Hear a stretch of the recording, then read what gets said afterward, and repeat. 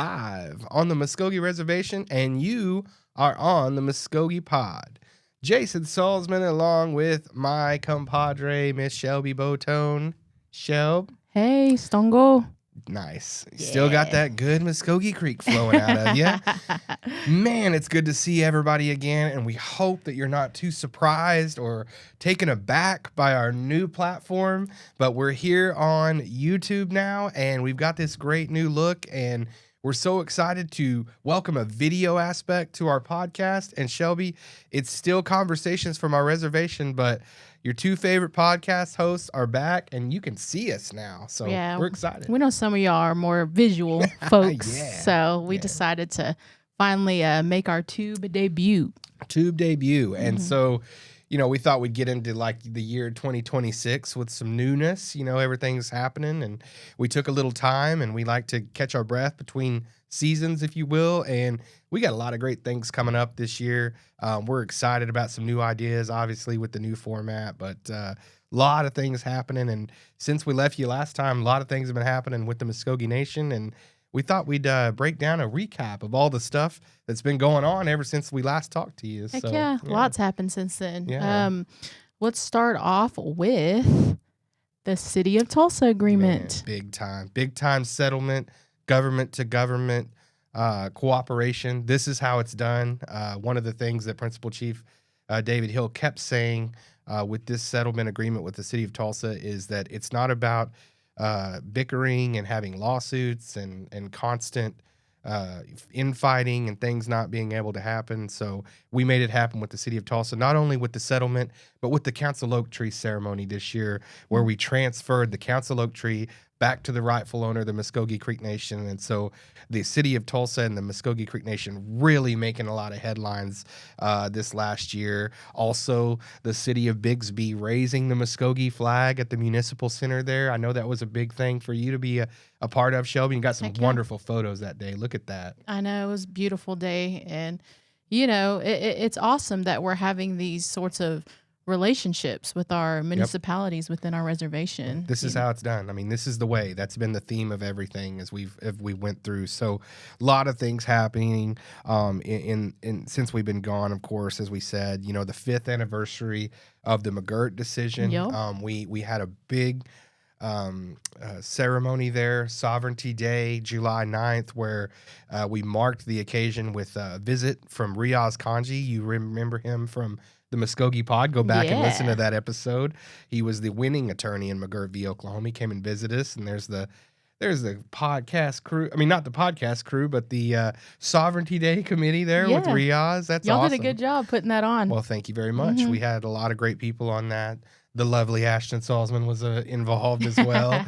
So it's always nice to be able to get to work with Mrs. Salzman. Yes, absolutely. And so, yeah, that was a great day. And we also filled up the time capsule. Yeah, that was a part of it, too. That was pretty cool. Did you throw anything in the time capsule? Nah, I didn't really. You know, I was too busy taking all those photos. Yearbook.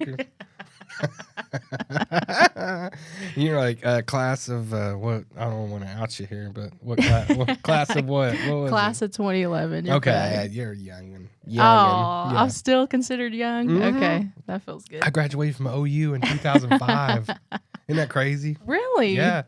You were in like 6th grade when I was graduating from OU. I guess so, huh? Wow. That's what she was doing.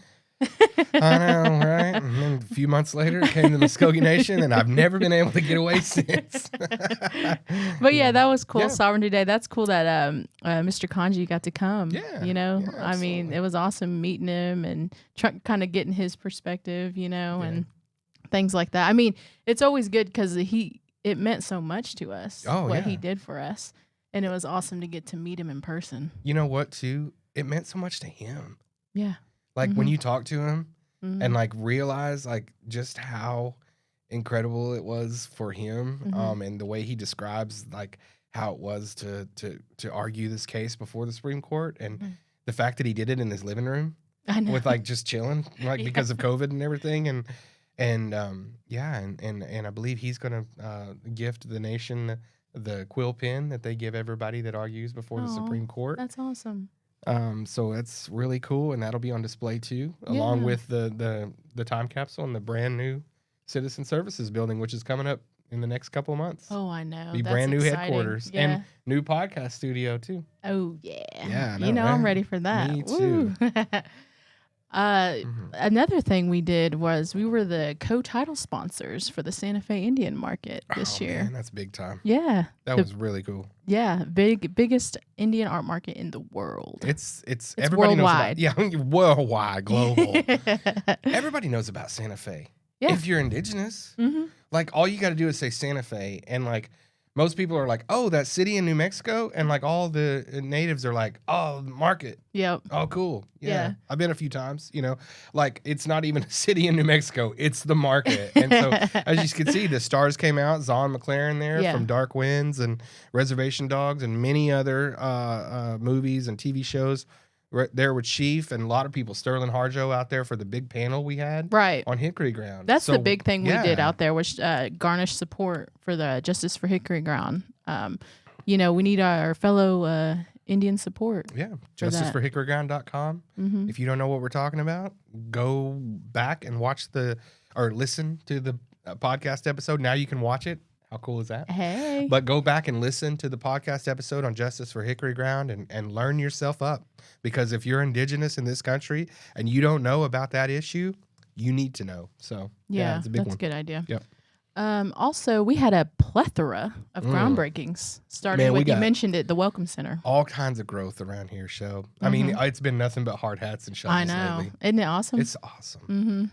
Quite amazing. It is amazing. And look there at the Welcome Center. You're going to come into Okmulgee. That's going to be the first thing you see pretty much. Yeah. Is the nation welcoming you and have that great facility right there as you come in, featuring culture and everything like that. And another great big groundbreaking was the courthouse. Yeah. The new, center of justice in Indian country right here in the Muscogee Nation is going to be right there. And the Sapulpa groundbreaking, the health center coming up. We're taking care of our people. As you can see there, top overall performer in patient satisfaction. The health department has had a big year. They've had a big year, and they're going to have an even bigger 2026. I mean, there's a lot of things coming and a lot of things happening over at health. So they've done a great job, and we're going to try and keep up with them. I mean, like literally, it is trying to keep up with them. They're opening 2 new clinics. We're going to go to one of those in a few weeks, and so we're excited. Holdenville, right? Yeah, coming Holdenville. soon. Yeah, you bet. In a couple weeks. Yep. Wow. A lot of people in that area have been excited and waiting for this moment, and it's a great indicator of the amount of support and commitment that the health system of the tribe is making to all parts of the reservation. So it's a big deal there. Yeah, and then the courthouse is very exciting too, because that's arguably the most needed at the moment. Absolutely. Come up here to the complex on docket day, and you'll see we need space. We need more space. We need greater capacity, and that's going to provide it in a great way, because that's a beautiful space. It's a great building, large, going to have a lot of just the capabilities to hold the amount of capacity we need. So it's a great time. And we're meeting the moment. We're doing what we need to do. And we said we were going to build to meet this moment. We're doing that, and we're delivering on that commitment. So it's big for all of us and for the nation and Chiefs administration, this current council, the council that came before that approved everything and got everything going in motion. So it's a great big team effort. And we're seeing the fruits of all that labor. Yeah, man. Yeah. It's people, say Rome wasn't built in a day. Man, right. But it seemed to be going fast though around here. It actually does. Like I said. I mean, I don't know if it's just a thing being at the nation, but time just gets away from you. But you're just like, you keep going. You just keep going, and like I said, you as long as you keep going. Well, exactly. You got to keep going, like the elders said. Don't look behind, look ahead. And my thing on these things is I don't know if you notice it, but like, I get my groundbreakings and my ribbon cuttings like mixed up, because like they're kind of overlapping on each other, and there's all these things that are happening, and I'll look back and go, we're about to cut the ribbon on the Coweta Casino Hotel, which is extremely big for Muscogee Nation Gaming Enterprises. But I remember back the groundbreaking of that, And it wasn't even that long ago. I know. Like, I that's remember why I that said day. time just moves at an exponential rate right now. And I remember, talking very vividly. I was talking to Ashton on the phone that day at the groundbreaking for Coweta, and we were discussing things because our wedding was coming up in like 2 days, like 2 days after that, which is wild to think about, that we had all that going on with big stuff like that. But that's kind of how I marked the occasion. I remember talking to her on the phone. We had some stuff going on with our wedding, and also like things at health and big news at health and stuff. And we were talking about all of that. And so that's how I kind of remember that groundbreaking. And like, that doesn't seem like that long ago at all. Right. And now we're about to cut the ribbon on Coweta. I know. Which it's is like, wild. it just goes to show that there's a lot of great partners we have, and they're doing a great job with a lot of these projects. Now that you mentioned, we're about to celebrate the grand opening of the Coweta casino. Yes. There was a plethora of ribbon cuttings as well. I love that. Plethora. That's a great word. Yeah. The Fish Out of Water Reintegration Program Activity Center. They've done such a wonderful job reducing recidivism and getting our people back out of incarceration into society. And now they're going to have a place there that's going to help them continue to do that. Yeah. And man, look at those ball fields. Dang. Yep, the new Omniplex turf ball fields. Just in time for the 50th annual festival coming up. That's going to just be insane. Those are awesome. And then there you go, ribbon cutting for Three Ponds Elderly Community. What a beautiful place that is. Look, we know it took longer than it should have. We understand that. But all good things come to those who are patient and wait. And we had some things to take care of. You don't just open things. If there are problems, if there are things that arise, you take care of them and then you open so that it's not something you have to worry about down the road. And of course, the Muscogee Waters Gallery, art gallery there now, First tribally owned, native owned and ran art gallery right there in Riverwalk. Right. And of course, down there in my hometown, Lake Eufaula, the new casino and hotel. Wow, what a big day! Look at Derek Fife just smiling, ready to cut that ribbon.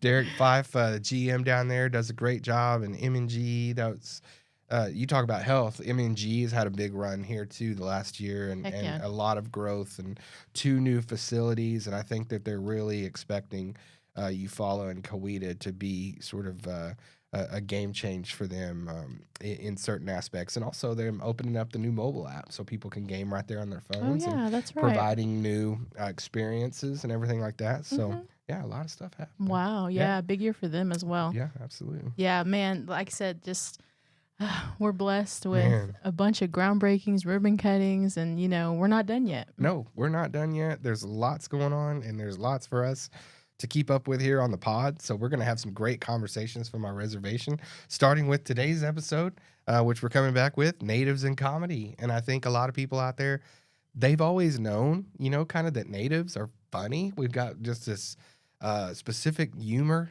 about us, and the things that we find funny and the things that we find humor in, and humor has really got us through tough times, and we've had to lean on one another and enjoy each other and conversate and communicate. And they don't call it medicine for nothing. It's good medicine.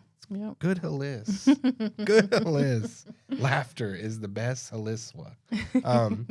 And no, it is. And I think we've seen, if you've went to any tribal functions, there's a lot of the times they're having entertainment and now they're comedians. Right. And so I just feel like that whole scene, especially around here in Oklahoma, has grown. Don't you feel that? Yes. Yeah. You see way more than you used to. Right. I know that. Exactly. I guess that's why I feel that. Because wouldn't you think too, like back in the day, like maybe even, and I say back in the day, but like 10 years ago, like if you saw a native comedian, it'd almost be kind of like a unicorn, like, oh, a native comedian. and now there's like troops, you know what I mean? Right. There's like 2 or 3 of them that travel together and do shows and stuff like that. Yeah, it's taken a long time, but I feel like they have more outlets now than ever before. So that kind of helps, That's good too. And there's also like, and we'll talk about it a little bit in our focus today with our guests, but there's also like representation too. Like there's native people that are representing these comedians and saying, hey, come under our umbrella. We'll book you gigs. We'll make sure you're taken care of. We'll do all the stuff that managers and booking agencies and all of that, and it comes with it, do, and to see like natives get into that space is super cool because like that's when we're really changing the game. Like when we're not only becoming these entertainers and everything like that, but when you're seeing natives going, I want to start the representation company because I want to represent native artists and I know how to, uniquely take care of them and what they need and how to support them best. Right. And that's the awesome. Cool part. Yeah. Yeah. I mean, it's a community thing, like you said. Yeah. And that's what I feel like that's what works best sometimes. I do too. Yeah. When we uplift each other. Yeah. Mm-hmm. I think you should become a native comedian. I'm saying you already got it now. No, you should. You're like really funny and like when you're not like trying to be. Yeah, I think that's the difference. Like I think maybe I am, but I don't know I am. So that's the difference. If I try, then it's not gonna, resonate. So I don't like laugh. It's like that. The thing is like I don't laugh at people much, like that are like trying to make me laugh and stuff like that. But like you'll just say something and just be talking to me, and I'll just start cracking up like crazy, and I'll like go home and be like, "Shelby's so funny." And it's probably stolen. Stolen land. Stolen. No more stolen sisters. No more stolen land. Stolen no jokes. More stolen jokes. Stolen comedy. Hashtag the new movement. Stop stealing native jokes. No, but that's what I do. I just copy people that I think are funny. Remember that time you got Miranda? Over there? Miranda Coon was... What? I forgot. So the funny thing about that story was you had just come off like a week on a bus with a bunch of elders. Oh, okay. So like you were primed, like you were ready to like give that real good cutting, like sarcastic remark to everybody as elders so often do. So like you were sitting there and Miranda just kept making a comment about how much she liked some seafood she had gotten or something. Oh yeah, she kept it was catfish, I believe. Catfish. She was like, "Oh, their catfish is so good." She's like, "Their catfish is good. That catfish was good." She said it probably 3 times. Yeah. And finally Shelby's just like, "Well, I imagine it was. You said it about 4 times." And everybody in the dugout, we were over there at the fields, and everybody in the dugout just started busting out laughing. And I was just like, man, you spent too much time with the elders. See, that I didn't even mean it to be funny, but everyone just started cracking up. It was great. It was great. I guess I can just get up there and talk, and then I'll just be funny. I'm pulling you on stage the next time I MC something. Oh my gosh, please don't. No, you're just like, dang it. I should have never said anything. No, but what's your type of comedy that you like? Are you a dry humor kind of guy? I am. I'm like a Norm Macdonald kind of Mitch Hedberg guy, but I also I love that, like, I've always been, like, one of my favorites has always been Dave Chappelle, of course, the GOAT. But, like, I love how Dave has, like, sort of transitioned into just kind of being a wise humorist, a real humorist, not like a ha-ha, here comes a joke, ha-ha. He, like... Kevin Hart? Yeah. No, just kidding. I do not like... I'm going to get in trouble with... No disrespect, but I get it. I'm going to get in trouble with Ashton on this, but I do not like Kevin Hart. That's like her favorite, but... It's a different humor. Yeah, it is, yeah. and I appreciate him, but but I like how Dave just kind of talks to us very truthfully about the world that we live in. And he's an observationist, and, like, I think that that's the only way to get by without truly like losing your mind in today's world, because there's so much craziness, there's so much negativity, and there's so much things that you could get down about. But I think if we look at it and we put the mirror up and we kind of laugh at ourselves and laugh at the things that are ridiculous about the real world right now, it's easier to get through it. So I think that that's how we lean on comedy, and that's how we lean on humor, and I think it's something that's, like you said, it's the best medicine. Yep. That's true. So without further ado, let's get to this episode's main event, and that would be Jordan Jayi and Brent Deo, Natives in Comedy. And it's starting right now here in the Pod Cave. And now in the Pod Cave, I want to welcome our native comedians, Mr. Brent Deo and Miss Jordan Jayi. Thank you guys so much for being with us today. Stongo. Oh, Stongo. Yeah. Got a little creek going on in here. What about Yuchi? You're Yuchi, right? Yeah. Oh, Sen ga in la. gotta say.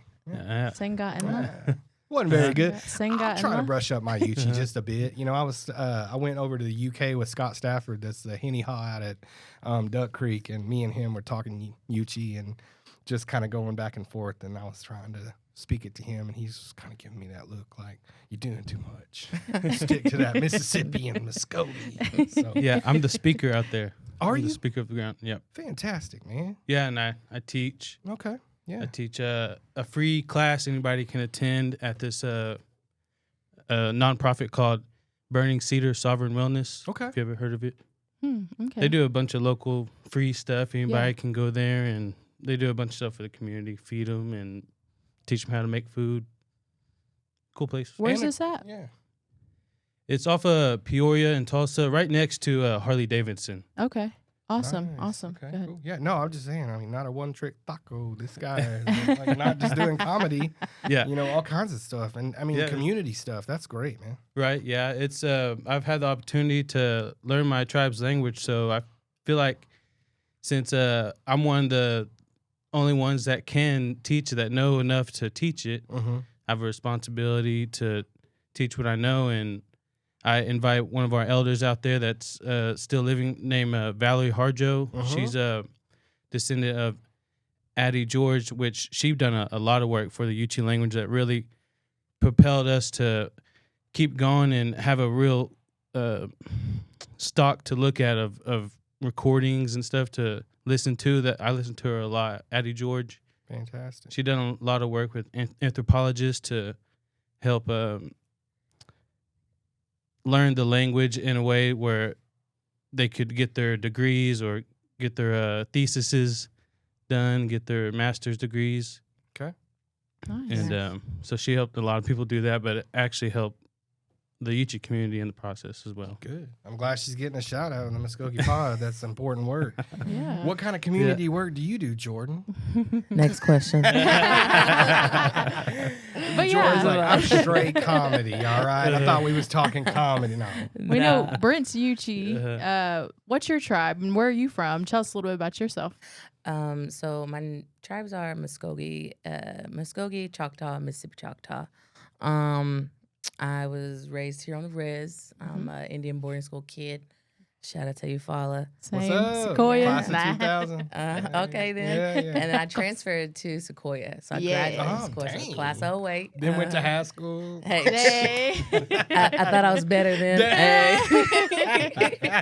Went to TCC. Hey. I'm just kidding. No, but she was a senior when I was a freshman Oh, for at real? Sequoia. Did you yeah. did you bully Shelby? Yeah, No, she did. no, I didn't. No, she was cool. She Cool. was cool. I was really actually quiet in high school. Okay. Okay. Yeah. So What year were you there? from 06 to 08, I graduated in 08. All right, cool. It was some good years. Oh yeah, A definitely. lot of good basketball at that time. Yes. Yeah. So. Yeah. So people don't know it, but I got 2 state champ rings myself. I try to pawn them and they're fake. Dang. Got it. For real. Hey, Justin, kidding. if you're listening to this, we're on to you. I ain't buying no more leather jackets. That's it. Right? Yeah. No, just kidding. But yeah, those were great times, man. Yeah. Basketball and whatnot. But yeah, so my family's actually from Cromwell. Okay. We're the Johnson family out there, and my grandpa's still out there, and came back here to. You know, you always come back to the capital, find you a job, you know, work with the nation for a few while. And then I moved to Tulsa. And, you know, I found myself, like, during 2020, when you're stuck inside the house, you're just like, I don't know what's happened. I'm going to lose my mind. And then somebody reached out to me, and it was actually my old basketball coach. Like, 10 years later, she's talking about, you need to do comedy. And I was like, well, how are you? You know, I haven't talked to her in so long. And so that was the first thing she said to me. And so in 2020, I found a group on Facebook, and this guy from like Riverside, California had a Zoom comedy. And he was just a random guy. And I just hopped on, you know, had a little, you know, little this. Okay.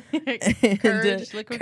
courage. Oh, yeah. And then just started talking. And so there was other people on there, and you know, it just kind of started to be something fun and something to do. But then Okay. got out of it in 2021 was my first show, and just went on from there, man. And it was 2020, so she was drinking wild turkey probably. Tough times for everybody. Oh, yeah, old charter or something. Golly, why you know that? I mean, come on. Hey, Shell, come on. You know this is a children's program. Hey, no.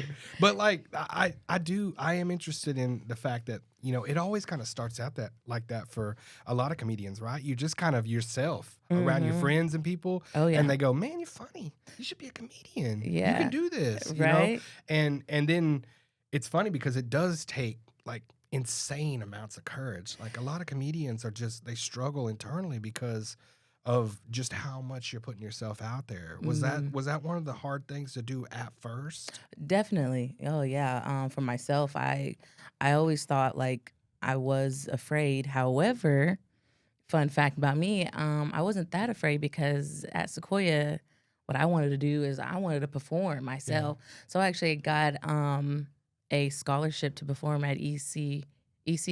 Yeah. No, UCO. Sorry, University of Central Oklahoma. I was up there for a bit, and I was on a performing scholarship, and I did theater. So it was one of those things that, like, for some reason, I just wanted to dive in and just, you know, it felt like you have this rush. It's obvious, an adrenaline rush, and then that rush is kind of like that's the one you want to chase, and you haven't felt the rush like that. So 10 years later, here I am doing it. Somehow I'm back on stage, and it's kind of like it just took all that time. And yeah, so that's what I always like. I'm trying to make that as a joke because, you know, here's a joke. Like I had everything in my hand. Like as an 18-year-old, had a scholarship. I probably could have moved to California because they had opportunities you can go work at Disneyland for like 2 months and then they ship you back and, you know, go back to school. But the creator had other plans and gave me a baby daddy. Hey. That's an incorporated joke. We call that a good Indian trade. Right? Yeah, right. Humbled me real good. Right. Man, Disneyland got way far away all of a sudden. Oh, yeah, definitely.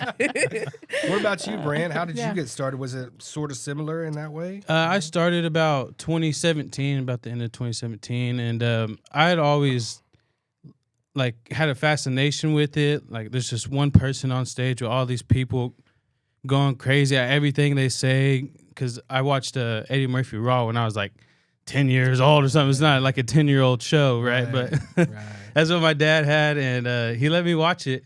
And I didn't understand what was even funny then, you know. Sure. But what I understood was so many people were there. Like he didn't have nothing but a mic in his hand, and he was entertaining everybody there. Right. For real. And so that always fascinated me. And then never thought I would be getting into it. Never thought I would be able to craft a joke. But I just was like listening to podcasts like this, and people would say, you know, like you don't have to be funny right off the bat. People just start doing it, going to open mics, and you build from that, keep getting more stage time. And I kind of kept hearing that sentiment, and then I said, well, I wonder if we got any open mics around my town. And I started looking into Tulsa open mics, and, you know, here we are today. Yeah, and you know? it is cool. And I just think, like, to me, native comedy, you know, when you talk about, like, niche audiences and everything like that, we talked a little bit before we started about how, like, you will never face a tougher audience than a native audience. I mean, you really got to kill with them. So, like, that's almost like a perfect cutting your teeth opportunity. But, like, I look at it as this. Like, natives, we're a couple of things. You know what I mean? We're, like, storytellers, and we're funny. So it's almost like this natural progression that we would have comedians.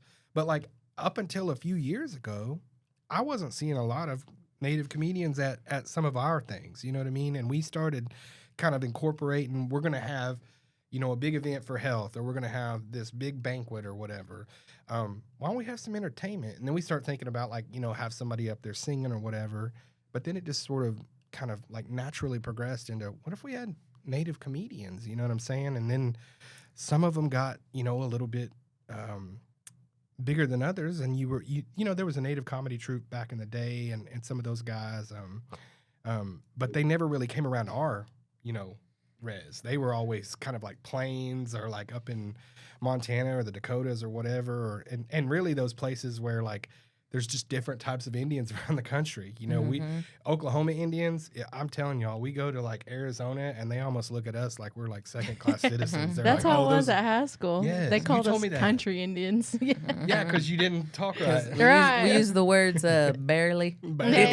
She barely got there. Every time I said y'all, they'd always repeat me. Yeah. Y'all. And nim, like and them is nim. You know what I mean? God, I ain't that bad. Teresa and nim. But yeah, you're right. It is different. A different environment and different. Our humor is different even than other natives around the country. And do you guys find like that you don't want to be pan, but like you do incorporate that into your act because like anybody can get up on stage and throw out an A or an E and get a couple of people snickering in the audience that are native, but like really like comedy is just talking about what we all know is life anyway. You know, like making fun of somebody's camp that they always have like, you know, Christmas tree cakes and like March, you know what I mean? Or whatever. So Christmas lights on all around. Exactly. And then that's like, those are like relatable topics that definitely like, you know, outside of not just our native community, but like, you know, diversity of like, white folks, black folks, like where everybody has their own. I think the most part is like, yes, from my experience, the native crowd was actually, I performed in front of like Muscogee, like my own, where I was raised from, but I felt good about it. Okay. You know, they didn't scare me because of being growing up with my elders, like they seem scary, but honestly, they're just as goofy at it than anyone. And then I've performed in front of the Cherokee over there, and I think they enjoy it because, like I said, I think when you are yourself and your background and where you come from, and you're just being authenticity, and they feel it, and they're like, yeah, we come from the same related topics. Yeah. So, but I will say, like you said, yes, the native crowd is definitely the one that you gotta just.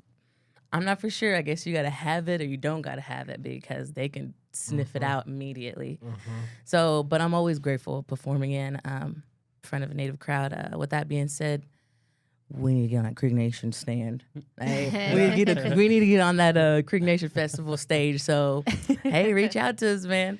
I always tell myself because we work with his name is Justin McLemore. He's a UKB fella. And he owns Full Blood Productions. Shout out to Full Bloods and Full Blood Productions. And we're doing shows like the College of Muscogee Nation. We had a couple free shows over there, and you know they said that some of the councilmen were there. I can't remember who it was, but they was like, "Oh yeah, this is good." So we kind of get hopeful about it. But then I always tell like my folks, I'm like, listen, if I ever get to perform the Nation Festival stage, I made it. Hey. Dang, right? Is that how you felt? That's it. Get on this podcast, you made it. Yeah. I was going to say, y'all don't feel like that right now? Yeah. Feeling some type of way about that. Just like that. No. Shut them lights off. Let's go. I love that because like a lot of our people, they've grown up going to the festival. They've grown up seeing entertainment. They've grown up thinking maybe one day, you know, like I'll be up there and then you become an entertainer and you get in that world and you start thinking about the places you want to play. And I think for some natives, you know, of course, we're like, oh yeah, I want to play the Cane. I'm a musician, so I'm like, I want to play the Cane's Ballroom. Yeah. I want to play, you know, the Mercury Lounge. I want to play this and this and that and all these things. But you're also like, I also want to play the Muscogee Nation Festival. Yeah, right. And if you talk to somebody else that's in, I could talk to somebody in Broken Arrow that's in music, and I'll say, man, I want to play the festival this year. And they're like, what are you talking about? Or like the Mile Zero Fest or, you know, Telluride Festival. I'm like, no, the Muscogee Nation Festival down in Okmulgee. Yeah. And they're like, oh, yeah, okay. Then it sort of clicks with them. But like for us, it's on the forefront. Yeah. Did you go to a lot of festivals growing up, Brent? Or no, not a whole lot. That's like green corn time for you guys. Yep. So yeah, okay. Every year lines right up. So I never get to make it. Dang, that's right. I walked right into that one, didn't I? Yeah, it never fails. I know. It never fails. Yeah. But yeah, I like performing for a Native American crowd, especially a Creek crowd, because I'm half Creek, half Ute on my Indian side anyway. Yeah. My mom's white. But that's sorry. That's no, no, that's all right. She's She's my VIP, you know. Oh, yeah. Very important pilgrim. She's one. That's a new one. Cuts line at Olive Garden. She's got it. I know his buckle hat's standing around here somewhere. No, but that's the type of stuff I talk about, is, about me, what I am, where I come from, and Indian crowds, they can relate to that. When I go to a white crowd, they don't relate to that. They're new to it. They're like, oh, that's what it's like. And they receive jokes differently because they have a sense of like, what's the word? Feeling bad for what they've done in the past, right? You know? Yeah. And so when I get a little bit more rugged, my jokes might not land like I thought I would. But with the Indian crowd, they land a little bit better if I'm talking about Indian stuff or whatever.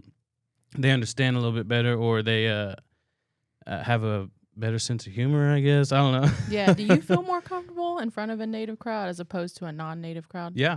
I feel like I do, for sure. Okay. You look out there and you're like, okay, no removal jokes tonight. Scratch off those smallpox blanket jokes. That's if I'm in front of a white crowd, because they'll feel bad. Yeah, for sure. So you're not trying to make everybody like, oh man. Walk out of there with a fresh batch of guilt. Yeah, I'm not trying to guilt anybody, just trying to make people laugh, absolutely, and absolutely. And that's a thin line to walk sometimes, and you don't know how thin that line is sometimes either. Absolutely. So I've been able to ride that line a little bit better when there's an Indian crowd, a mostly Indian crowd. Yeah. And I love that you bring that up, because like I feel like humor is a fantastic way to bridge that gap, to get people to stop feeling bad. Like I don't think anybody should feel bad presently about what happened hundreds of years ago. Like, and that's what we try to tell people when we're talking to them about different things. We're like, hey, because we'll get people that'll just come up to us when I go with Chief on like an ambassadorial trip or somewhere where people, don't see us very much and they don't interact with us very much, whether we're in a different state or we're at somewhere where there's not a lot of Indians. They're coming up to us and they're almost like, oh, we're so honored and we're so sorry. And I'm like, you got nothing to be sorry about. Like, we're just regular people. We're making it. We're thriving. Our story is not about, we're changing the narrative. Our story is no longer about struggle. It's about survival and thriving, and I think that that's something that, humor exactly can just bridge that gap a little easier and a little bit better from between two different audiences. Do you feel the same type of way, Jordan, when you're in front of a different audience, as a way to like almost like ingrain them into like sort of a, let me put my arm around you with this comedy. It's okay. Yes.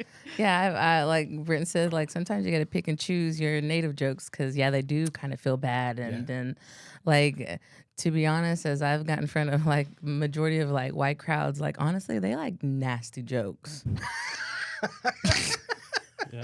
You gotta switch, like, okay, I don't know what it is. Like, man. Yeah, and I gotta use, words like, they want to hear things like that. They want to learn the dirty words. Yes, yeah. exactly. By the way, ladies and gentlemen, first time on this podcast.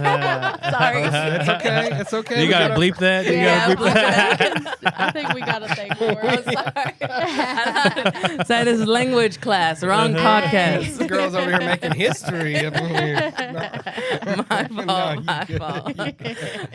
No, but that's the difference that I've learned being in different crowds. So, but yeah, and then like I have to, at the end, like I like to let them know, like, hey, I'm Indian. Yeah. These jokes are, I'm just being myself. And then when I got to, one of my biggest jokes is that like, as far as like native feathers, because people are like, this one joke I have is like this. People came up to me and was like, are you the dot Indian or are you the feather Indian? And it's wild because honestly, that guy, he asked me something crazy. And I had to tell them, and they're like, immediately, like, they always want to categorize you in something, somewhere, somehow. So they're like, that eagle feather. And I'm like, no, my feather's pretty rugged now. That eagle feather looks too pretty. Mine probably comes from, the Walmart parking lots, just bushtail, bushwhack. My feathers all greedy, and I'm not that pretty. My feather, you can't just base off my feathers like that. So You're like, this is actually chicken hawk. Yeah. Something that they just leave on the side of the road, those type of feathers. She's really over there fanning herself with it. Holes in it. Yes. Got it beaded. That's what I mean. So you have to just kind of pick and choose where you do want to be selective, because they can't really. It's kind of like they don't want to listen to it at so many jokes, and then you got to get back to the relatable, everybody knows topics. So, right. Yeah. So that's what I've learned and experienced being in front of different crowds and whatnot. Okay. Who's y'all's favorite comedian right now? A living or dead? Hey. Well, if there's none living, who was it? Of all legends. time. How about that? Yeah, of all time. Who's your favorite comedian? So I will say that growing up with my father, he actually let me watch BET. So we have like BET comic Uncut? views. Nah. Yeah, especially at night. They start at 9:30, 10, 10:30, 11. Martin comes on, and Jamie Foxx are like all those lined up. And I always noticed, and I forgot what time, but I'm pretty sure, I think like Brent said earlier, when you watch it as a kid, you kind of don't understand everything they're just saying. But I think that the entertainment itself, like the movement, and you feel the punchline at least. And I always felt Bernie Mac was one of the ones I've always thought about, and how just how he wasn't afraid, but he would say funny things like our parents would say to us. Mm-hmm. And just regularly talking about his, his family and what he's going through. So I feel like he's one of the greats that I've seen. And I used to watch a little bit of his clips, and growing up, he would always say, you're not supposed to perform in front of other comedians because they'll take your stuff. Yeah. Yeah. So I always felt that. Mm-hmm. I always felt that. Yeah, Carlos Mencia. But so that's one of the smart, you have smart comedians that you have to think about. Jay Lang. No, definitely. Yeah. He is. He's a legend. He's one of my favorites too. Yeah. What about you, Brent? So like I mentioned earlier, Eddie Murphy, I grew up watching that, and I would say he's like somebody I put on like Mount Rushmore. But another person that I really idolized when I first was getting into comedy to try to learn how to write jokes was someone like Mitch Hedberg, where he has man, that's my guy. Really? Yeah, man, that's great. Quick and not to a the lot of people punchline know jokes. about him. Dogs are always in the push-up position. Yeah. he was, I saw him when I was at OU. Oh yeah. He came one night. He came one night to campus, and it rained really bad. They were supposed to have him outside, so they moved it into this little small space, and it was just insane because they set us on the floor in front of him, literally kids in crisscross applesauce, just chilling.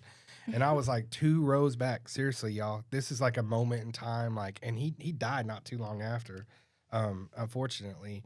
But Mitch, I'm glad you bring that up because Mitch was one of those guys that was observational and minimalist and it doesn't have to be, you don't have to some guys like Sam Kinison scream and go crazy and are very physical, and it's great. That's great for him, and he's funny in that stead. But some guys are like Mitch and just say stuff, and he's awkward. He's got the glasses. He's looking down. He's not looking at anybody because he legitimately has stage fright.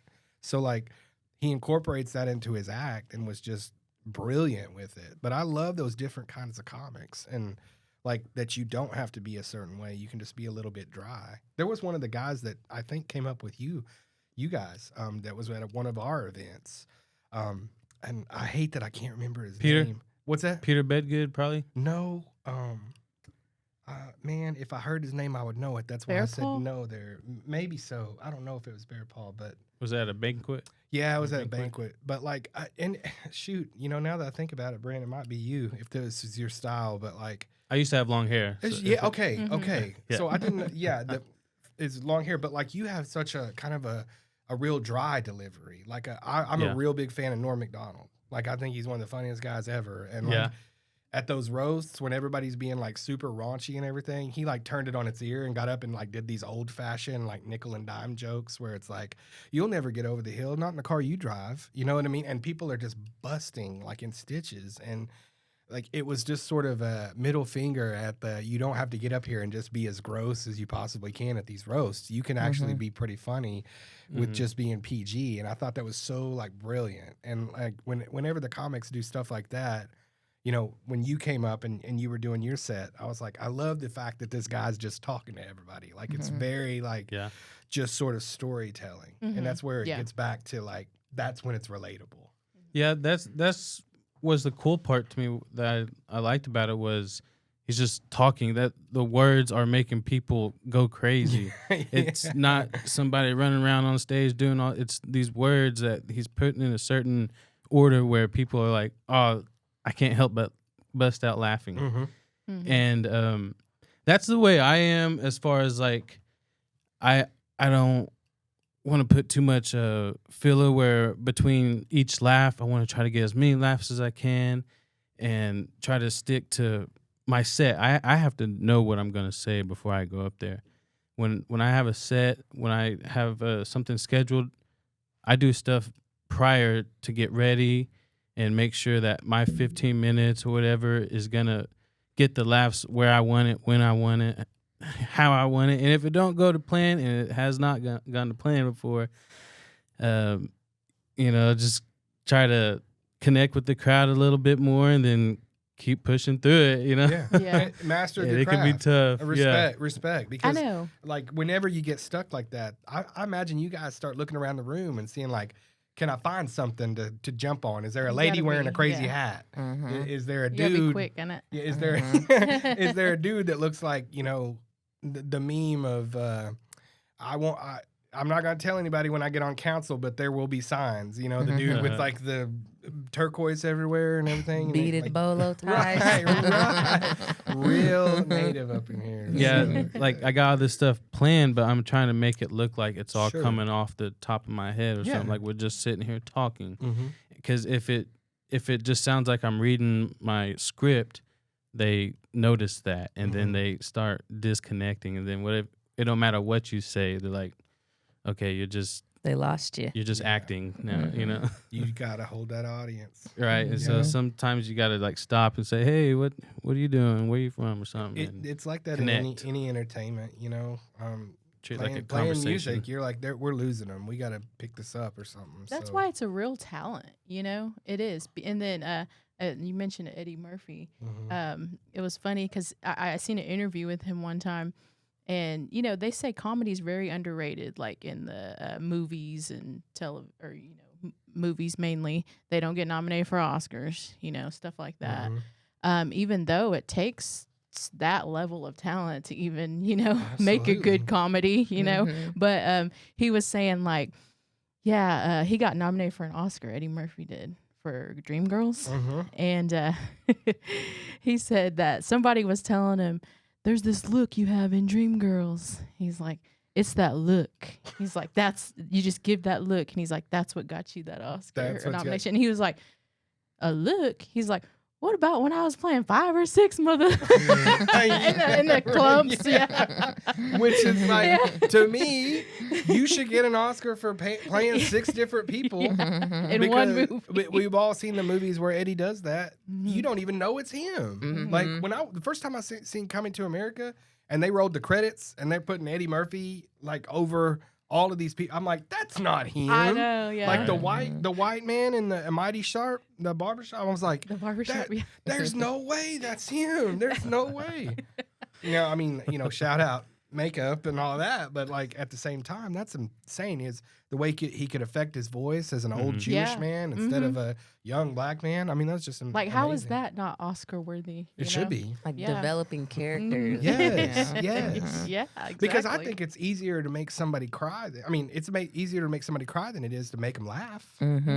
Yeah, you know, I heard that too. I read it somewhere, but yeah, that's what they say. With a movie anyway, you know, like that's because you really got to come through and like reach somebody. everybody's got the cry emotions. Not everybody has like a sense of humor, you know. So delivery, right, you know, exactly, all that timing. What do you guys got coming up? What's some big shows you got or excited about? Or well, for myself, I've been working with I work with Full Blood Productions from Justin, like I said earlier. He puts on these shows and he produces these shows, and so now for this year, I kind of got to write it down so I can remember. That's so cool. so for March, we actually got a residency at the Fire Lake Grand Casino coming up. All right. We don't have a date yet, but we performed for their Kickapoo employee party for Christmas. Man, they loved it. And I don't know if it's because they really loved it or if it's because they had open bar for 4 hours. That helps. Yes. But it was fun and they had fun. And so yeah, they want us back in March. And with March we have a rescheduled show. It's called we usually perform at Elks Lodge in Ada. Okay. That's coming up in March 28th. What else? We're making more moves, or I feel like for myself, I'm making more moves towards 405 this year. I've always, the past years I've been on this side, the eastern side. So now I'm moving, I'm trying to make more moves that way. So on April 4th, I'm going to be at Twisters in Oklahoma City. Okay. And then April 17th through the 19th, I'm actually heading out to, now this is my first, Spokane and Tacoma, Washington. I'm going to be out there performing with Bad Indian. Shout out to them. They're from Denver, Colorado. His name is Josh Emerson, and he's also a native comedian, a Navajo comedian, and he produced this called Bad Indian, and he has like different natives on the show, and it's pretty hilarious. And we first did it at a Bricktown Comedy Club in Oklahoma City and Tulsa, I think last year, or November, I believe.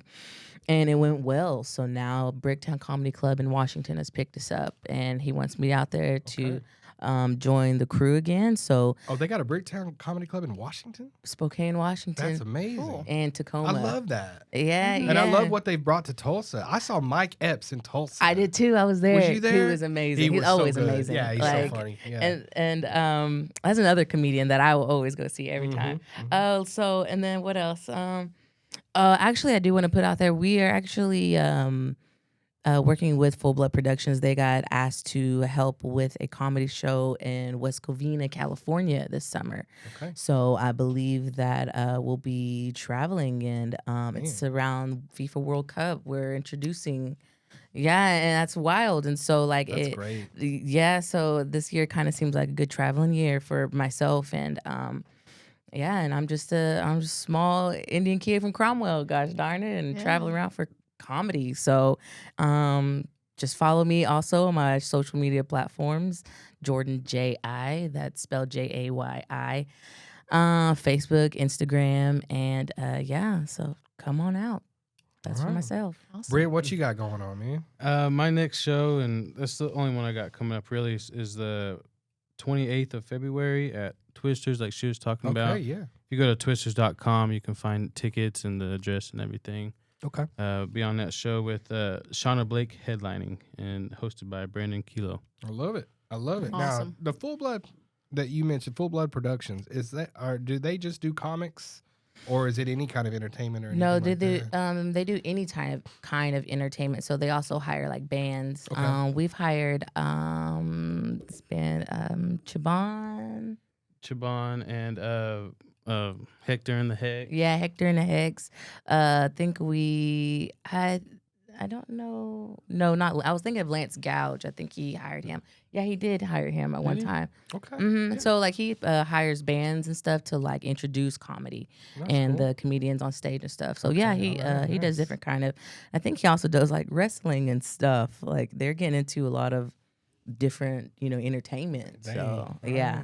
Nice. Might have to put some tights on him. Wrestling for a cause. I saw that. I was like, that's kind of cool. So, yeah. But it kind of came about like around when she came into the scene in 2020, as far as a whole bunch of us natives in the scene started really traveling around together and getting on shows together, inviting each other places. Yeah. And, that's just how we are. Beautiful. Right. rising waves rise all ships. What's that saying? Rising tide, yeah, raises all ships. Yeah, and that's the way we think, and we try to bring all of our native crowds up because sometimes we don't get the other opportunities in the scene that natives aren't prevalent in. If it's a white scene, black scene, whatever. So we got to help our brethren out and bring each other up. And so like I mentioned before, Zebediah No Fire.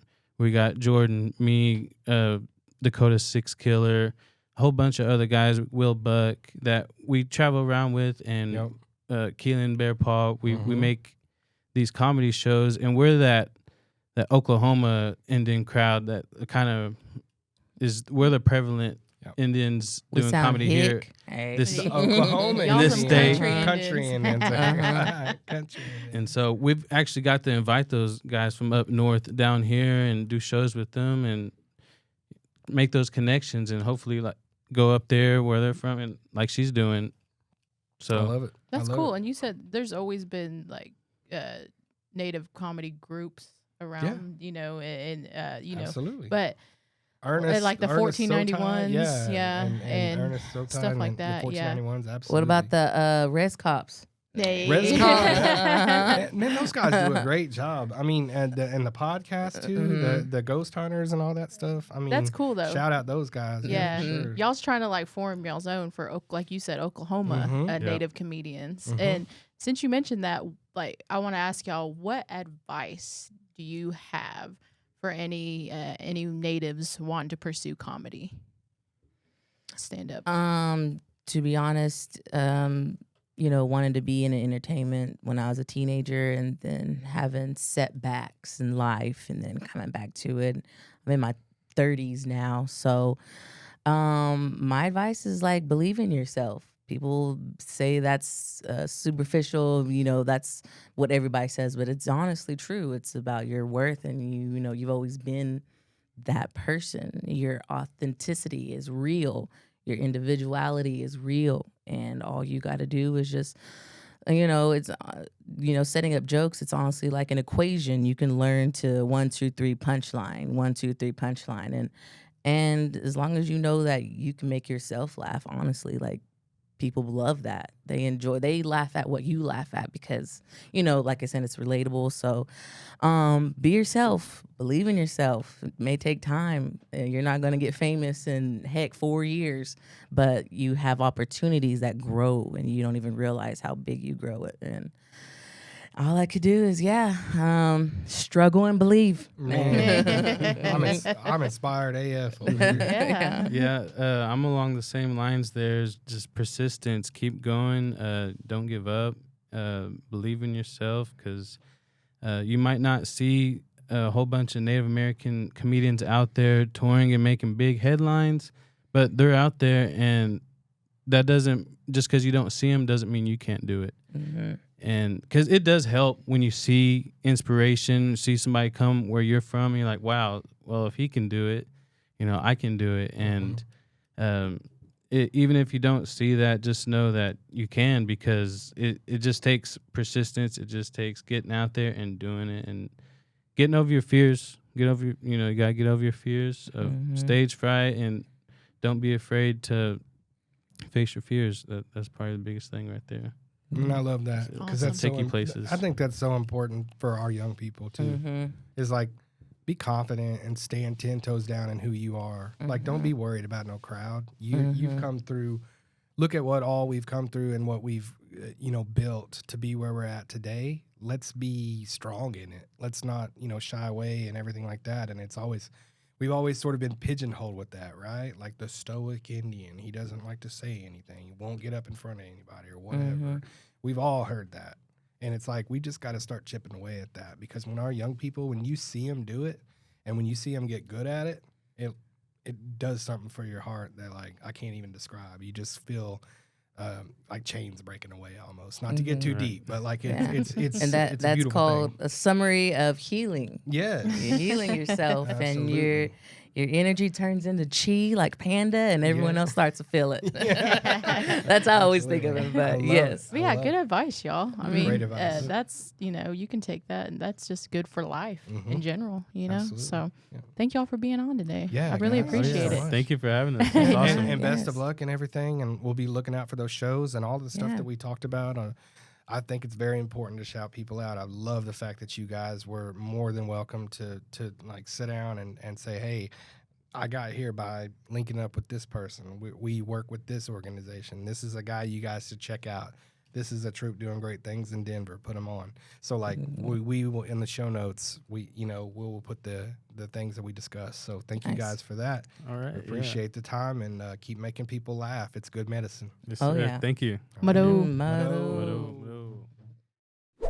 Awesome. I'm so happy they were able to join us. That was awesome insight. Very I mean, I've seen them around. I kind of know them a little bit already, but still, like, I didn't know everything they talked about, what goes into everything, their mindset and everything like that. And they're brave. That's all I know. Hey, tell the truth. They're no longer in the pod cave. Was Jordan? Was she a bully at school, or was she cool? We talked about. No, actually, she said she was quiet, and I was like, yeah, she kind of was. That's I mean, man. I didn't really. It's funny because I didn't really know her then. Yeah, I mean, we interacted here and there or whatever, but. Like, I didn't really get to know her until after high school. Right. Does that happening before with people? Oh my gosh, yes. There's people I know now that I went to high school with that, I don't know them, but like it's like they're a whole different person. Right. Yeah. Which is you sad because they're like, you're the same, Jason. You haven't changed. I know. No, I've had a people bit. tell me that you haven't changed one bit, and I'm like, I don't know if that's good or bad. This is bad. I don't know how to take that. No. Yeah, no doubt. But it was cool, like talking to him. Like I said, I know about their comedy, and I've seen them, as a comedian. But to actually have them in here in front of us and meet them and actually have them discussing those things, I thought was really cool. Yeah, I never had an in-depth conversation with a comedian ever. Yeah. So that was cool. I like that. I appreciate that. Yeah, and then first time I think we've had to censor somebody on the show.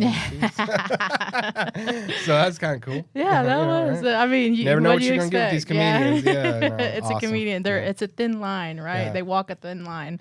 Speaking of comedy, went to the State of the State address here this week. Oh, okay. Yeah, how was that? Governor Kevin Stitt, I think is what he goes by.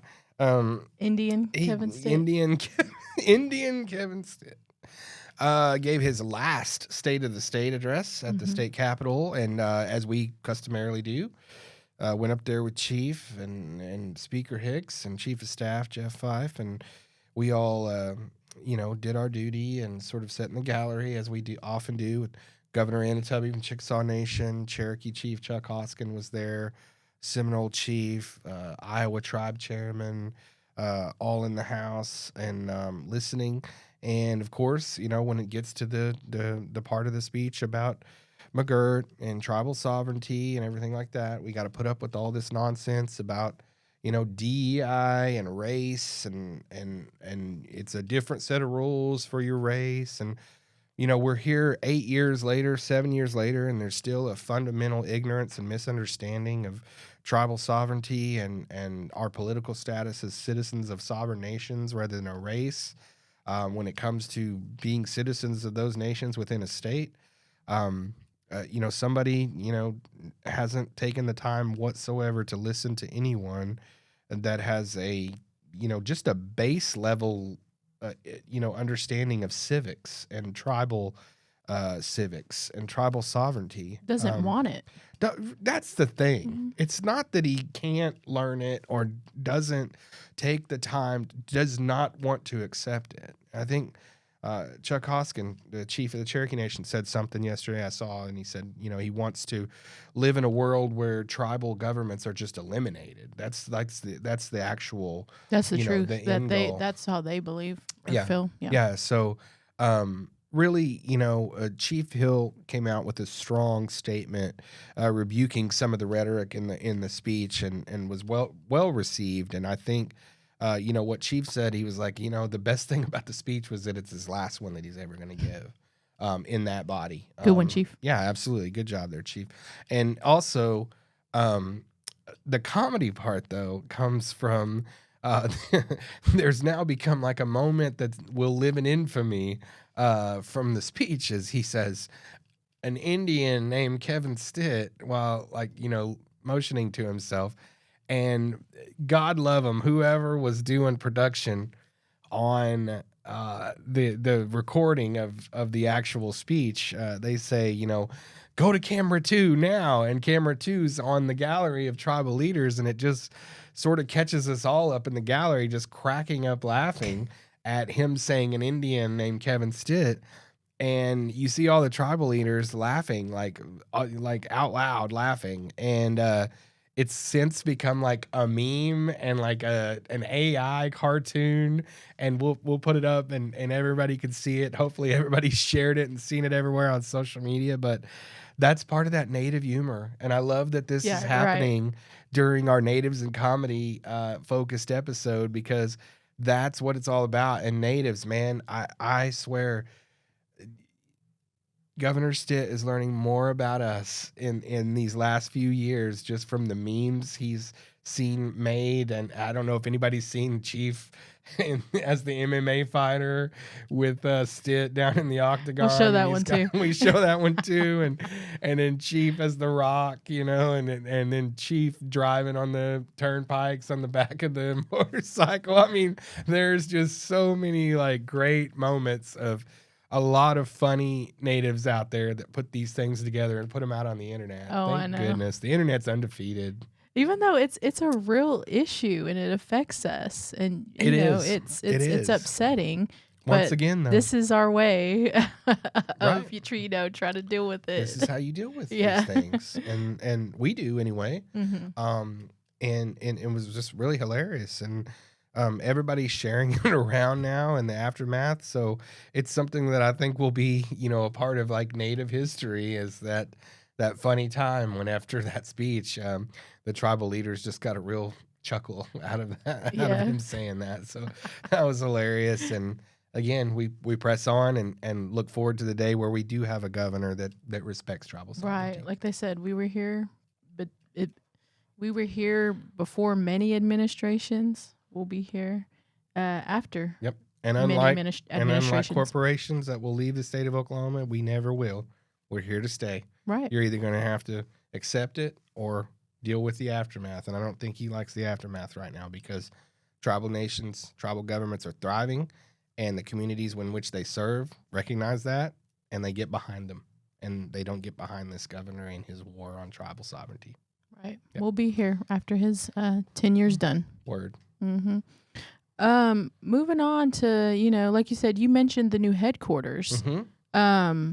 I did. Man, it already looks done, basically. I know, but I know they're doing the interior stuff right now. Yeah. But man, it already looks so beautiful. I know it does. We went over there the other day, you and I, and took a little spin around our area and looking where we'll be and kind of getting an idea of how we want things and our pod cave and really fashioning it together, and where we can be proud of bringing people in and having everybody as guests, and really cool setup. And we're just so excited about that. Just can't wait to get started. So it's going to be really awesome. I know. Yeah. And we've just grown so much. Man. This will help so much. So much. Yes. Yes. And I'm so proud of you, the work that you've done to make this podcast turn in to what it is now, and basically a TV show. And for us to debut, our Roadcaster video, our new setup and everything like that. You did all the research. You did all the things to go out and see what we needed to do to get things done. So I want to commend Shelby, because she's really taken control of this thing and has done a wonderful job. And I kind of just sit here and talk. So thanks, You're Shelby. the talent. No. It was a team effort for sure. Absolutely. So I love the new setup. I love the fact that we're going to be in the new headquarters soon, looking like here in just a couple of months. And so we're going to be rocking and rolling into the summer and the 50th annual festival coming up. Yes, I'm so excited. I know, I'm excited too. A lot of things happening. So run us down on some of the other stuff we got coming up. Yeah, we have actually the Miss and Junior Miss Muscogee Nation Scholarship Pageant. That's usually what kicks off our festival every year. So those applications are open. You can go to Muscogee Nation Youth Services, their page, and find out all the information on that. Or Muscogee Royalty, follow them on socials at Muscogee Royalty. Yep. And it also just follow their journey of what these women go through. They represent so well. They're so busy. We ask a lot of them, but they're willing to do it, and also while going to school. It is a scholarship pageant, so they're keeping the grades and doing their duties. So if you think you're someone that's up to that, ability and want to represent, learn more culturally, learn more about the Muscogee Nation as a whole, really look into that program. That's an awesome program. But Muscogee Nation Youth Services doing a lot, always. And I always say it's good to stay involved. It will help you. Even though you're a youth now, it will help you as you grow older and you make those connections. Yeah, they're the future, and they're already getting started in servitude, right? Exactly, and public life, and being able to say we before me. I'm a part of a group that's advancing something, and I think if we get more young people continuing to do that, our future is very bright. Right, it gives our young people a sense of community and involvement and things like that. So Muscogee Nation Youth Council, shout out, y'all's doing good work. We see it. Another thing coming up is the 5th annual Muscogee Art Market. It's already. It's crazy. We just started that. I know. That's and it's become such a big stop on the art market schedule for everybody. Watch out, Santa Fe. It's bigger every year. Yeah, no doubt.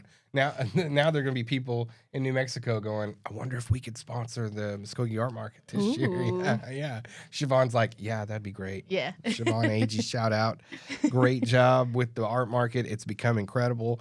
We look forward to it every year just to go and buy art. Ashton and I become sort of art aficionados. That's what we got each other for Christmas this year is pieces of art. Shout out Ashton for the George Alexander piece, which it's awesome. I can't wait to put it in my new office. Oh, I haven't even shown you yet. Oh yeah, George Alexander. Wow, that's awesome. My he was favorite at Santa artist. Fe. Yeah. Shout out George, my favorite artist. We might have to have him on someday. Yeah, that'd be a good podcast. That guys. would.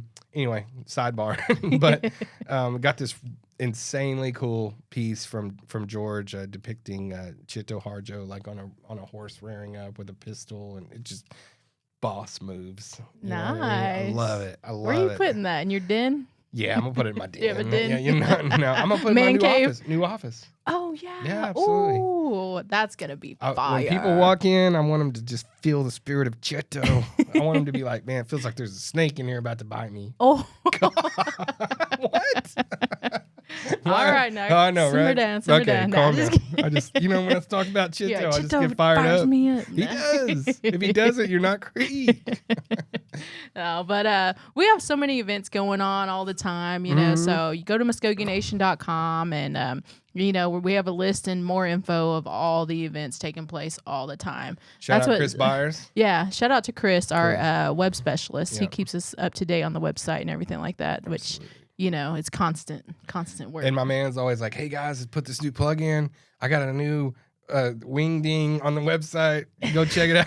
I'm like, me and you are just like, go Chris, for it. I'm like, Chris, I have no idea what you're talking about, but I'm going to go look, and it looks great, man. Thank you, dude. Whatever. You're the expert, Chris. He is the expert.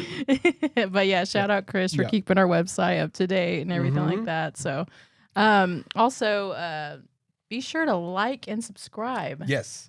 That's important. Yeah. Our YouTube channel, the Muscogee Nation. Yep. The Muscogee Nation. That's where you'll find the Muscogee Pod. And make sure if you're still accessing the pod on the streaming sites, Spotify, Apple, Google Play, all of that, subscribe. And also give us a review. That really helps with our awareness and people expanding to new audiences, and where we get picked up by places that are, suggesting, hey, this is an Indigenous podcast. You ought to check it out.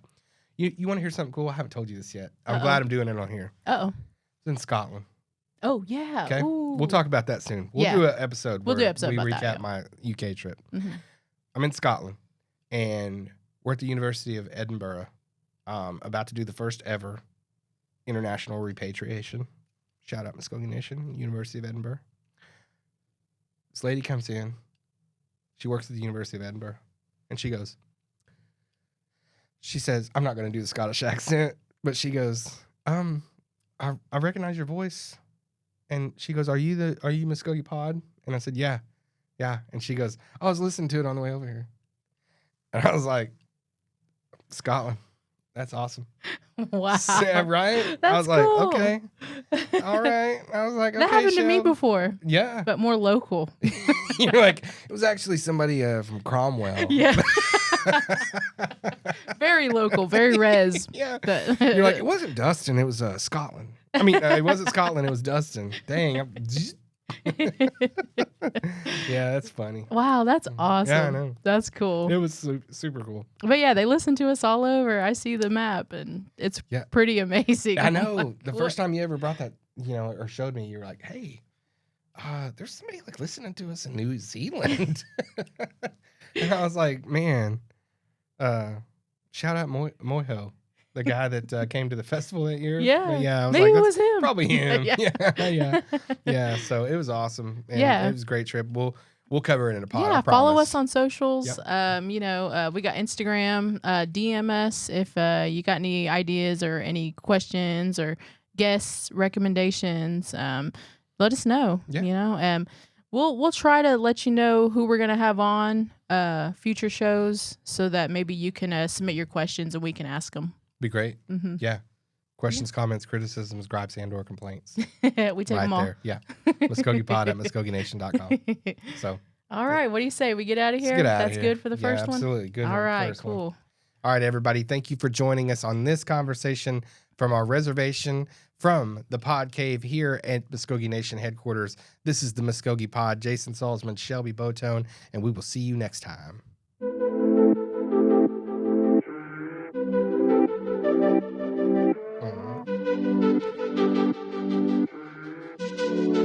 She's so catchy.